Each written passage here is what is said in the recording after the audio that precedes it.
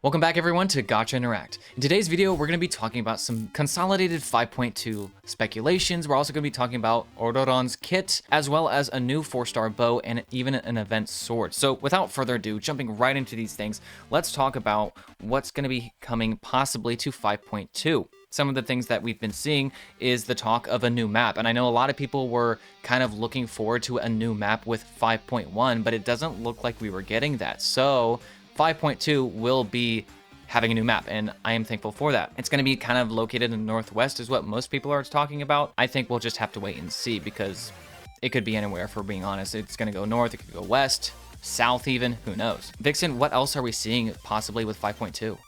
Well, alongside of the other big stuff, it looks like we're going to get 2 new types of Saurians, so more things that people are going to be scared about to kill in the abyss, so more times that you're going to have to not focus on that.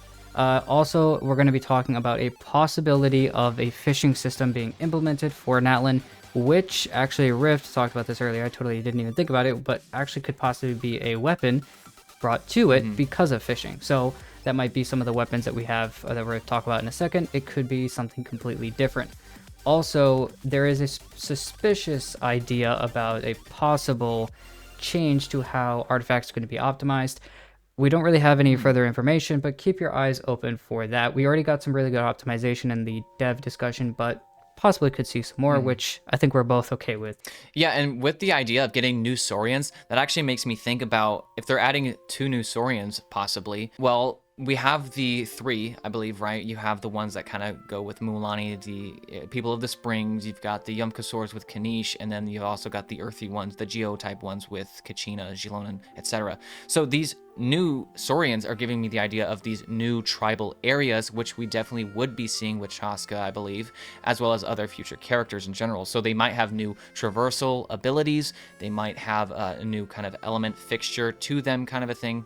And so that's just kind of interesting to think about. I think that's what we would see, especially with the idea of getting new maps. So that's just kind of how I see that. And I'm kind of excited to see what they might, bring to the table with just abilities and how you play the game. Well, yeah, there's going to be way more ability for us to change how we move around in the world, which should be pretty interesting. Now going to something a little bit different besides the other parts of what we're going to see in 5.2, let's go ahead and talk about a new character that's going to be released in 5.2, possibly a 4-star, and that is Ororon. Now, if you guys do know, or you guys kind of have kept up a little bit, me and Ryft have been kind of making jokes actually about a different way to say it that we heard from somebody. If you want to go ahead and say that, Ryft, in a minute. But as you do, also, could you go ahead and talk about a little bit of what we're seeing in Ororon's kit? Because there's something new here that I've actually been looking forward to in the past. Overload got fixed, and possibly this new reaction, quote-unquote, could get quote-unquote once again fixed. So I'm interested to see what's going to be here. So go ahead and take us through that. Yeah, I'm really excited about this new 4-star. I'm anticipating this a lot because of Electro-charged, and we're going to get into this a little bit more. In the most basic sense, Ororon, as Genshin Impact would say, is basically an off-field electro damage dealer, and he's going to add some pretty unique things to the team. With the skill, you're kind of just having a summon, deals electro damage. You can think of this kind of like Fischl if you want to. It does kind of bounce between enemies, so that kind of reminds me of Siegewein. And then with the burst, it's the same thing, but a more powerful version of it. And then it also does taunt enemies, so I guess that's kind of cool, right? But it's really just the fact that he's dealing a lot of off-field electro damage. That's what he does for your team. But when you get to his passives, I think it gets a little bit more interesting.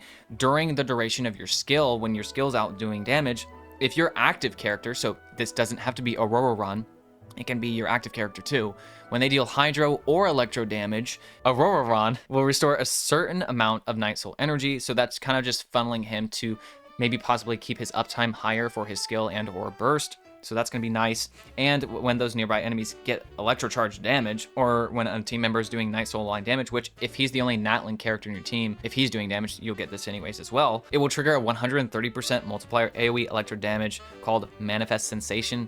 That could all change, but this kind of reminds me once again of Fischl, where Fischl has a passive that allows her to kind of do another electro hit when you do an electro-related reaction, and that's why she's so good for aggravate teams.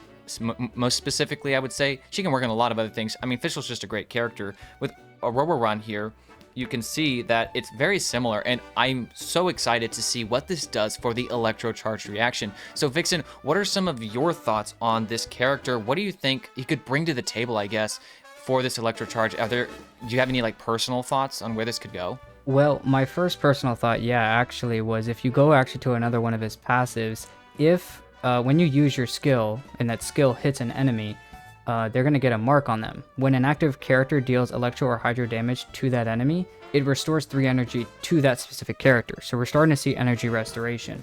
Also, that's good. if Ororon is off the field, which will probably be happening, he will also restore 3 energy to himself. So energy back to himself, energy back to other characters.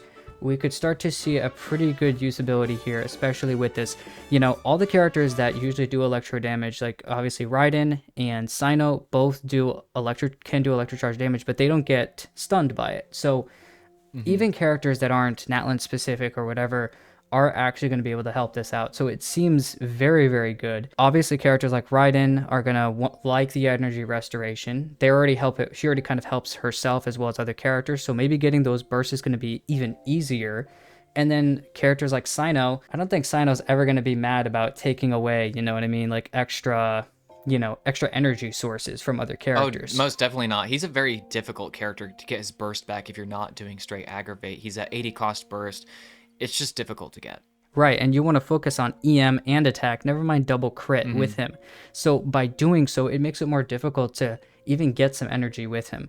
So I think Ororon could actually be an extremely good 4-star character, especially if he's a 4-star. I think that's what's going to make or break him to be an extremely strong character for other characters, really.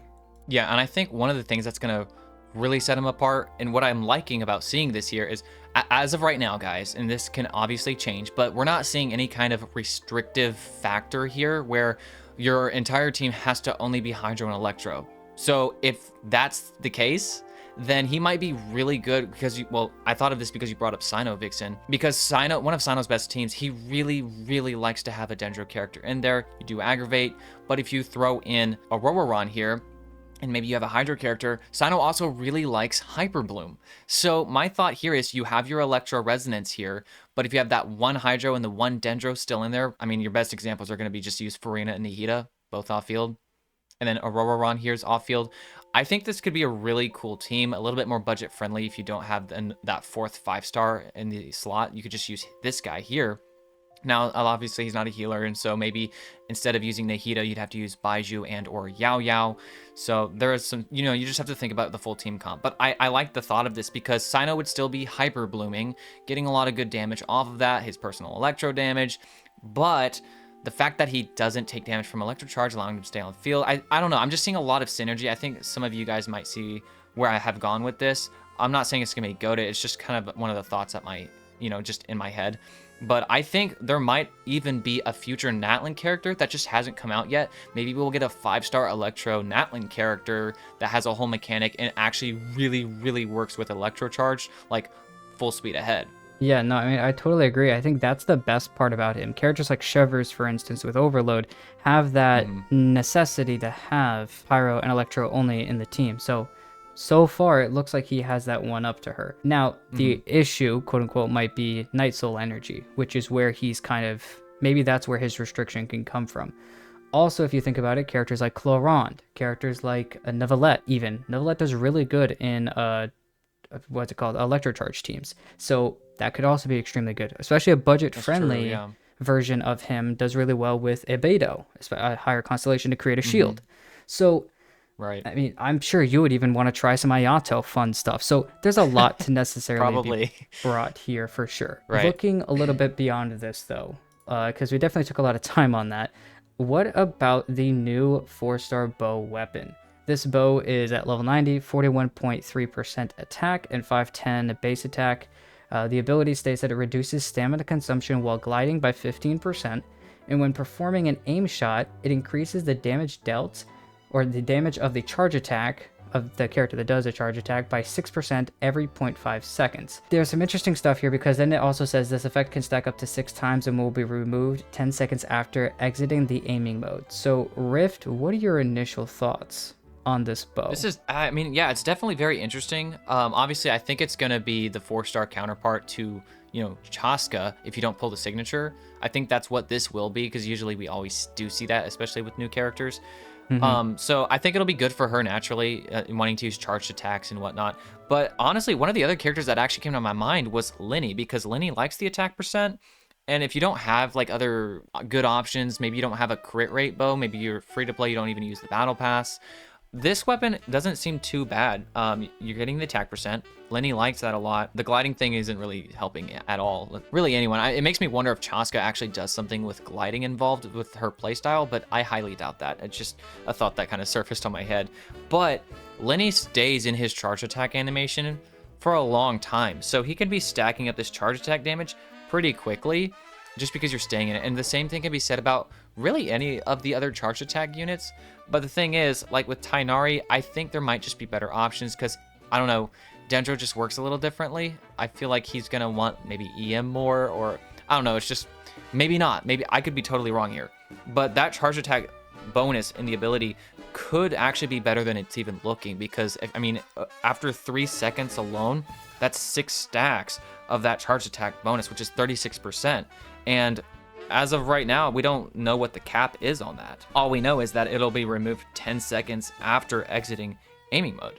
Yeah, and I mean, I was even thinking of someone like Ganyu, who also likes attack percent mainly, and focuses on something else. Now, definitely there, like we're saying, it's going to be a 4-star bow that's meant for a specific character. Ballad of the Boundless Blue. It's an energy recharge weapon. It was supposed to be the 4-star version to help out Neuvillette. Not too many other people can use it, but there are characters who can use it, especially if you don't have 5-star or other really good 4-star options if you're just starting out the game, or if maybe one weapon for you is extremely low, you don't have a lot of copies of that type of weapon. It still could be extremely useful. I mean, what about Sethos? I know Sethos does a little bit faster. He's kind of like Tighnari. His attacks are a little bit maybe too quick for those charge attacks. Yeah, my initial thought is just kind of no. I think there's just other 4-stars are better, even if they're not battle pass options, just because, like you're saying, like you were thinking, he's too fast. If you're playing him correctly, you shouldn't be like waiting a full 3 seconds for his attack, because it's just that's a waste of damage and time in your rotation. You're better off just going to other characters and using skills for energy or something.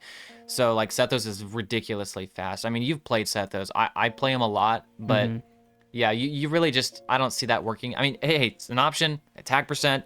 You are getting a charge attack damage bonus, so it's not that it doesn't work. I just think you're going to do better off with like that event weapon we even had, which is Cloudforge, I believe it was called. EM main stat gives you attack percent, I think, in the ability. I think that something like that's just going to be better.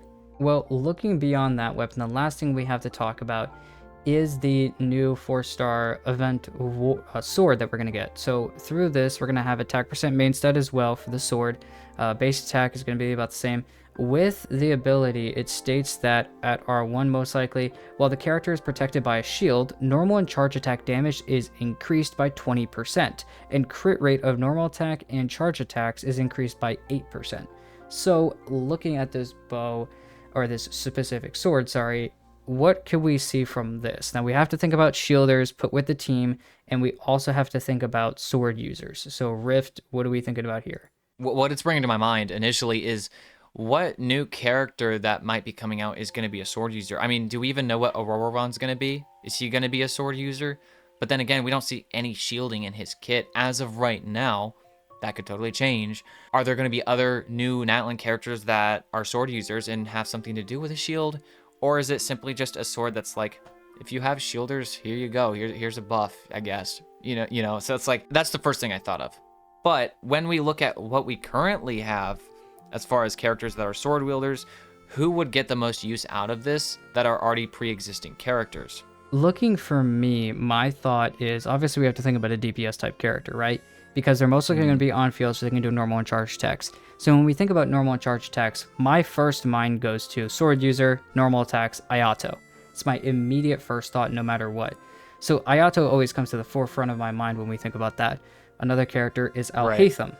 So if you have a character like Baiju, although the shield is on and off pretty consistently with him, Alhaitham with Baiju could also work. I think Kirara can technically also help with that as well. So those were the first characters for me to come into my mind, but I know there are some more as well.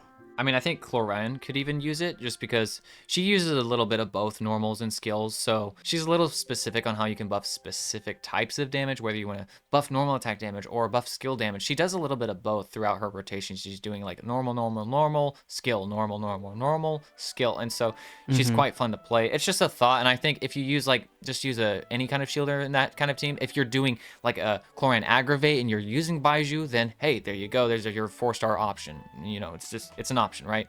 Also, another thing that came to my mind is on the ability when it says while the character is protected by a shield, would that count, you think, for crystallized shields? I don't see why not. Then again, crystallized shields aren't going to, tank everything on their own anyways, so it wouldn't last very long, presumably, unless you are dodging attacks.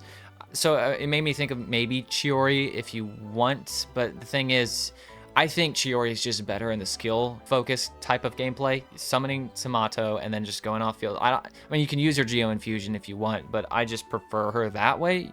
But that's just a thought. But yeah, I totally agree. At the end of the day, Ayato, Alhaitham, any other characters that are just really capitalizing on the normal attack damage as a sword user. If you happen to you just use Zhongli with anyone else, if you have the C6 Lynette, you're using a shield. The main point with this weapon, it's not like there's like one character this should go to. It's just put just put the weapon on whoever's doing a lot of normal attacks and is acting as your DPS. And for a range of different accounts, that's just going to look different.